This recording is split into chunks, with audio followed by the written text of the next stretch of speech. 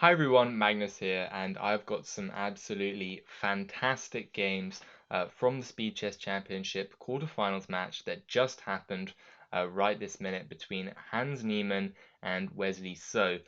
Now, this match was initially in the 5+1. Hans was winning some absolutely crazy games, holding games he had no business holding. And admittedly, in 3+1, it was getting a little bit closer. Hans still kept a strong lead. Heading into the bullet, he was up, I believe, 3 games. And then finally, in the bullet, there was some games where Wesley looked like he was starting to crack initially, but he did come back and at least save a couple games in the end, only making it a 2 or 3 point deficit in the end, I believe. But anyway, this is the first game. I've got 3 games that I would like to show you that were just absolutely crazy. So do be sure to stick around and see how they go. Starting with game number 1, Hans has the black pieces. We get e4, e5, and we were getting a lot of these kind of exchange Roy Lopez, Berlin defenses, whatever you want to call them. I don't know. They're just making Italian moves here. Classic Super GM behavior. But you know, Hans bringing his rook to the e file, overprotecting this pawn here. Wesley, knight bd2, standard developing moves. A6, and we get an exchange variation here. And Hans has the bishop pair, slightly damaged structure. White's going to play for knight c4 and d4, and we're going to have to see what goes on. Bishop comes out to g5. Hans plays queen e7, and this is already a slight mistake, I do believe, because of the move pawn to d4, which really puts a lot of pressure on the center, and it looks like Hans's position may be in danger of crumbling. So after pawn to d4, the only move that holds black in the game is bishop to g4, and while this does look very scary, with something like takes here, bishop takes f3, say, you could take on f6. This is probably what Hans didn't like, something like queen takes on f3, and you can take on g5. And this looks ugly, but it is probably holding. If you can outpost the bishop, play f6, maybe kick the knight in the future, you can start pushing on the queen side, and maybe this is playable. Obviously, Hans didn't like that and instead played the move queen to e6, which does make sense, counter-attacking the knight here. But unfortunately, Wesley just snaps in the center of the pawn with the pawn fork, and it looks like he's about to get a much better game and have a big comeback that he was in need of, given that he was already down in the match. Hans grabs the knight on c4, and Wesley, simple chess, gobbling up, looking to just play captures, captures, captures, and run that pawn all the way down the board. Hans develops a piece, pinning the knight here to the queen. Wesley trades, keeping it simple, damaging Hans's structure and grabbing on c7.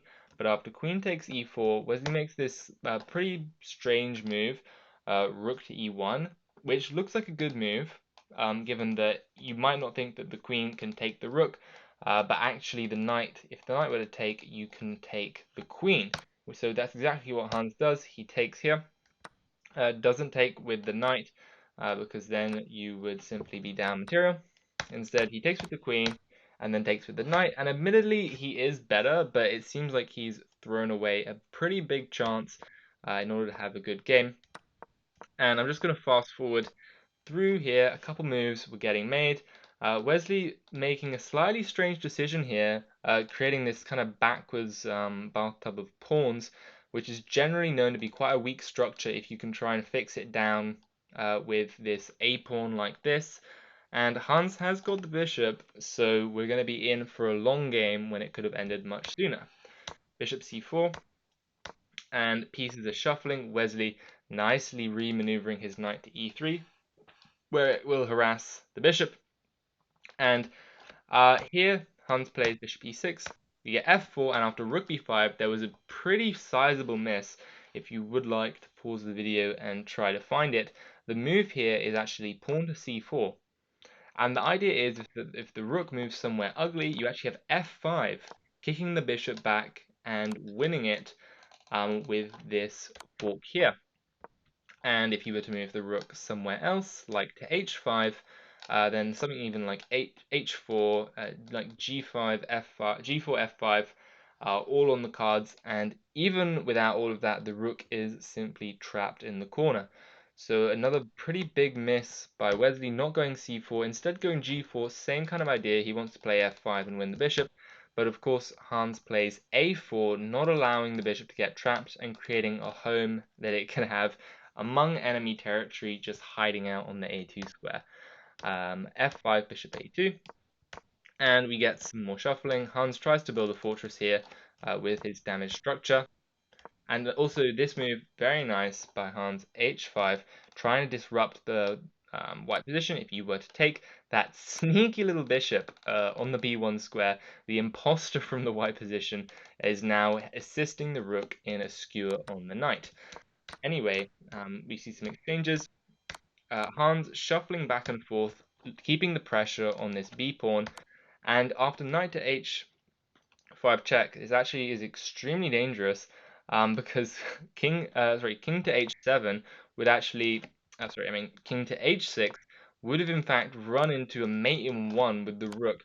So Hans making a great decision here, king to h7, knight check, and he weasels his king around. If you were to have put this if you would have put the king on g7, there would have been knight e8 check. King could have gone here, and the knight would be able to attack the rook and the pawn, as well as set up all kinds of nastiness with stuff like f6 even on the cards, and also this pawn being forked. So this would have been a monster horse in the center if you would have put the rook here. You could take on f7, kick the king, and a simple trade of rooks. Not rook d6, although honestly, given how chaotic the match was, I wouldn't even be that surprised. Anyway, knight to f6, king h6, and all of a sudden, from the depths of hell, Hans emerges, and he is alive and kicking. He's now connected his pawns nicely. Wesley's got this kind of weak structure. Hans's position is a little bit better. King goes to g7, get some checks. And also, there was a pretty big miss here, bishop to f5, and the knight would have actually just been trapped, because as you can see, no forward jumps, no jump here, no jump here, can't go back because of the bishop, can't go back here. And if the knight were to go here, well, I guess you're just kind of stuck after the rook would have head to e8, check king g5, no escape for the horsey. But Hans goes to bishop h3 check, and after king to h2, he then finds bishop to f5, and now knight to g8. He does go for rook to e8, but there was a big move missed here, rook to g2 check, and if the king would have gone to h7, there would have been a fork on f6, and you would have lost the game. However, Wesley missed this move, played h5, Hans runs his king, and after this very strange move h6, Hans simply he doesn't take actually. I don't know why he didn't take, because he can in fact just cover up here. I guess he still thought there might have been a skewer. And after a strange move, bishop to g6, when Wesley could have still tried to escape with his knight, instead Wesley lost on time. So, as you can see, Hans is just surviving these games by the skin of his teeth, absolutely crawling out the other side, not unscathed, but bruised and battered, but he is still alive and kicking. Here is another very similar game. This time was even more crazy. e4, e5. Welcome back to the Roy Lopez. This may or may not look familiar to you. And instead Hans goes knight to d7 rather than queen e7, where he instead got in a lot of trouble. Knight goes to d7, bishop returns to f8. Hans operating on the protocol that if the pieces are in the back rank, my opponent cannot take them. a5, b4. Now there is the big center for white, but black has two bishops. We get some more trades here. Bishop to e6, queen c2, and some more maneuvering. Wesley with this cautious move, king to h1, getting out of bishop to h3. Bishop goes to d6, and I'm gonna skip actually right to around here. Things start getting absolutely crazy. Wesley launches his attack forward, sending the bazooka. Freddy the F pawn makes a run for it, mad dash down the board, trying to cut off the black circulation and launch a big attack. Hans striking back with f5, the only move, trying to disrupt the white coordination. And I think this great move, pawn to g4 from Wesley, um, going after the position simply after you take. Wesley saw pawn to f5 and was thought that he is launching Hans back. But if you actually look at the video, Hans kind of did a little head bob um, before pawn to f5, and I believe that he calculated this earlier on because he blitzes out pawn to c5. Absolutely brilliant move here. Ignoring the hanging bishop, striking in the center, and trying to undermine this white knight here. This is just such a nice move to have seen from a distance. If you were to take here, there would be a capture in the center, and the queen would in fact guard the bishop from afar. So this was just great tactical vision from Hans, especially after a full day of chess already with Anish Giri. So anyway, after we get this capture on c5, Wesley was pretty shaken up after this move, pawn to c5, obviously missing it. Hans captures in the center, and unfortunately he chooses the wrong retreating square for the bishop. He puts it on f7 rather than d7, where it could have got to c6 and been a power piece.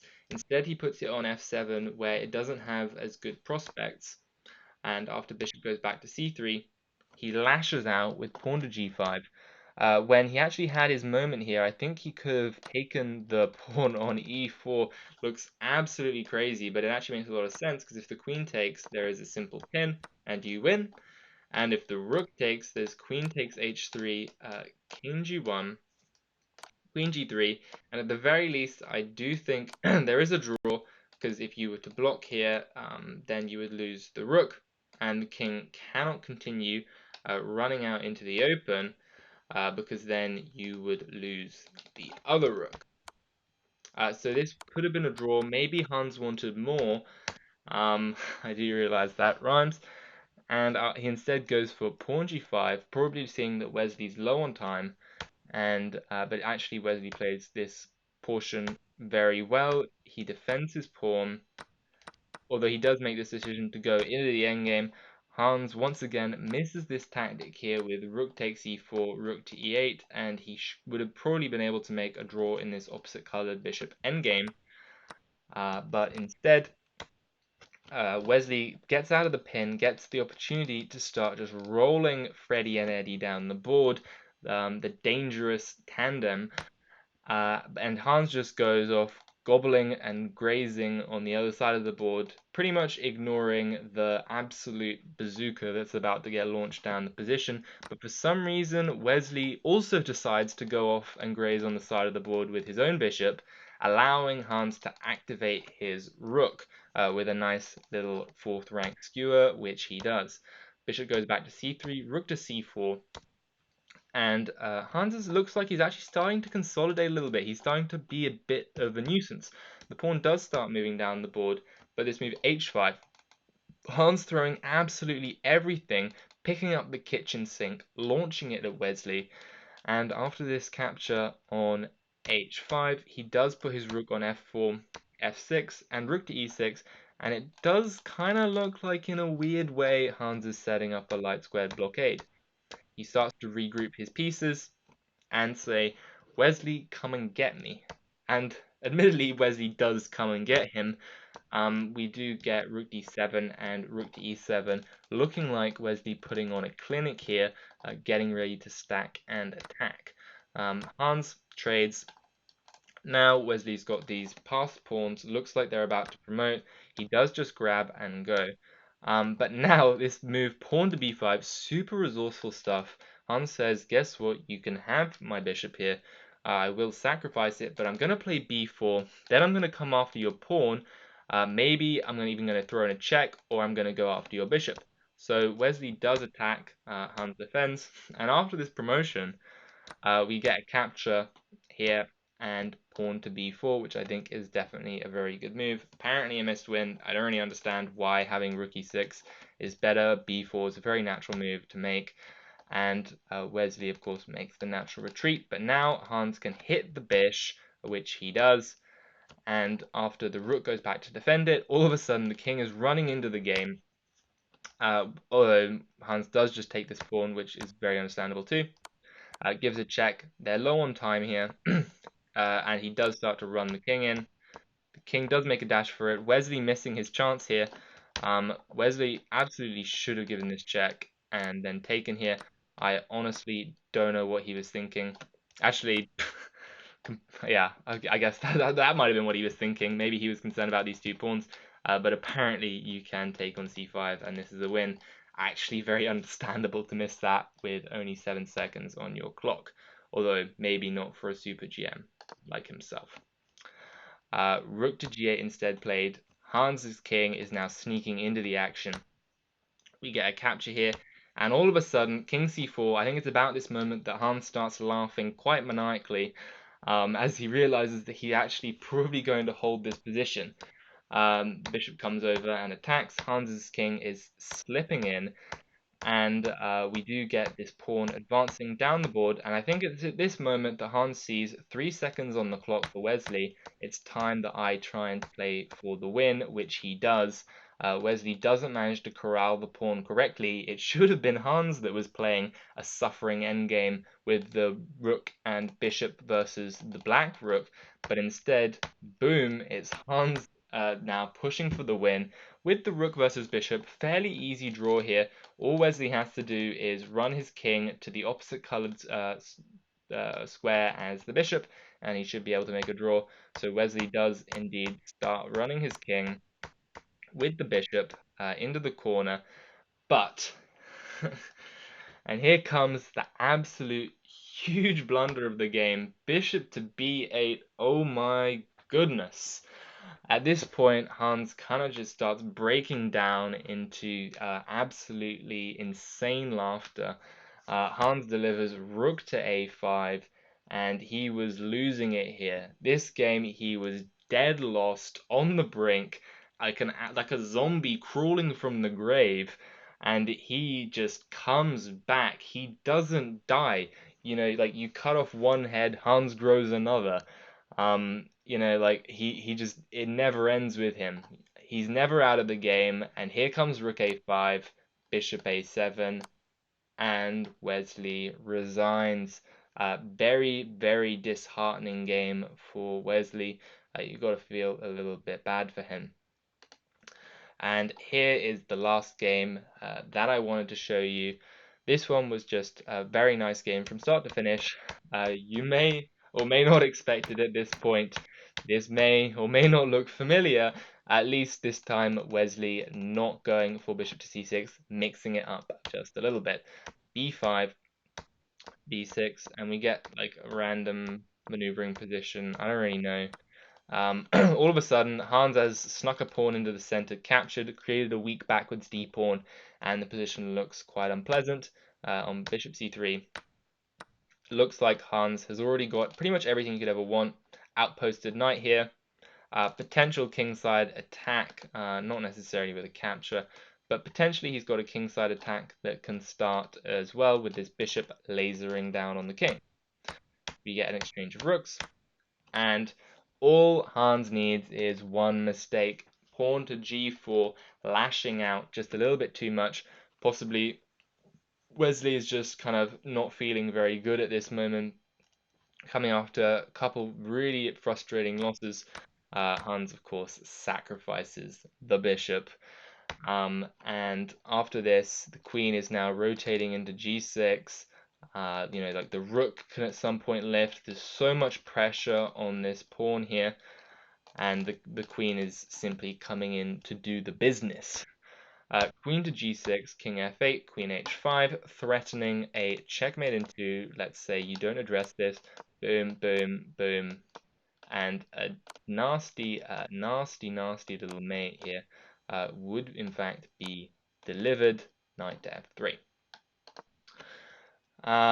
King to g2. h6, bishop e3. Wesley is trying to launch a little attack. Admittedly, he was in fact threatening a checkmate here on the back rank. Of course, Hans doesn't miss it. That's why he plays h6.